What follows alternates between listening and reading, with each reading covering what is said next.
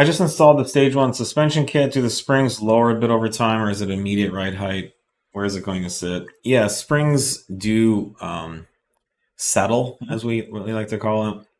Um, I'm not sure I know exactly what's going on metallurgically, but a coil spring is a hardened, tempered steel that develops a certain level of spring based on how much it's tempered, which means a normal piece of steel would just bend and it wouldn't spring back. So spring steel, you can bend it and it pops right back.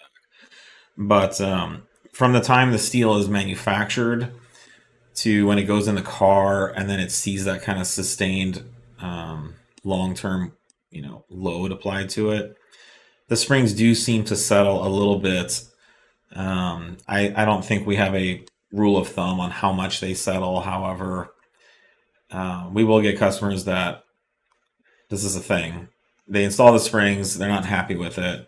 We tell them, why don't you drive it for 2 weeks and get back to us? And we either never hear from them or they tell us it looks good now, it's settled. So we see it with our own cars in engineering when we Yeah, we get have a a minimum drive time after any yeah new when we get a installs. sample set of springs from our spring manufacturer.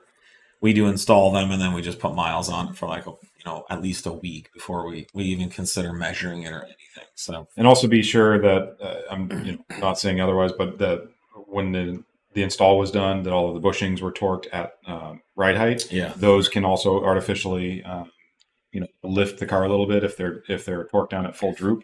You're basically increasing the spring, and you will trash the bushings as well. But make sure the vehicle's fully flat and full weight on the springs when those are torqued.